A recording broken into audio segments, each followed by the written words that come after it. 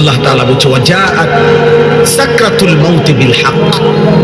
এই কথাটা সূরা কাফ কোরআনুল কারীমের 26 নম্বর পারা 50 নম্বর সূরা। সূরা কাফ এই সূরার একটা আয়াত। আল্লাহ বলছে বান্দা সত্যি সত্যি একদিন মৃত্যু যন্ত্রণা আসবে। মানুষের শুধু মৃত্যু হয় না, বরং মৃত্যুর পূর্বে মালাকুল মউত আজরাইল জান কবজ করার আগে একটা মৃত্যুর যন্ত্রণা শুরু হয়। এ যার শুরু হয় সেই কেবল বুঝে, অন্যরা জানে না, সে উপলব্ধি করে। সাকরাতুল মাউত বলে এটা। কি বলে? মৃত্যু যন্ত্রণা।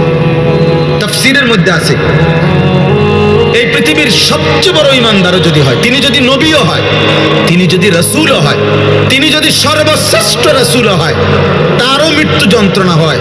আবার সে যদি সর্বনিকৃষ্ট কাফেরও হয়, তারও মৃত্যু যন্ত্রণা। সাকরাতুল মাউত থেকে কারো মুক্তি নেই।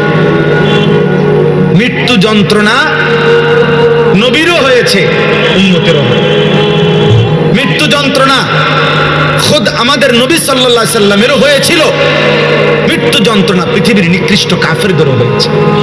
কিন্তু উভয়ের মৃত্যু যন্ত্রণার মধ্যে পার্থক্য আছে, অনুভূতির মধ্যে পার্থক্য আছে। সেটা পরে বলতেছি, আগে এই কথাটা প্রথম প্রমাণ বুঝাইতেছি আর কি, যে মৃত্যুর পূর্ব মুহূর্তে সাকরাতুল মাউত এটার মুখোমুখি হইতে হবে প্রত্যেক ইমানদারকেও নাফরমানকেও। হাদিসের মধ্যে আছে আম্মা জান আয়েশা রাদিয়াল্লাহু তাআলা আনহা, নবীজির বিবি, নবী সাল্লাল্লাহু আলাইহি সাল্লাম উনার বুকে মাথা রাখা অবস্থায় ইন্তেকাল করছেন।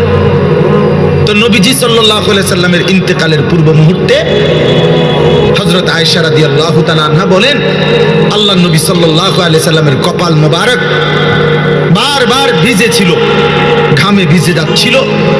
আমি এক বাটি পানি আইনা দিছি পাশে, আমি নবীকে দেখলাম বারবার তিনি ডান হাত মুবারক ওই বাটির পানির মধ্যে ভিজাইতেছেন আর কপাল মুছতেছেন ঘাম, ইন্তেকালের পূর্ব মুহূর্তে।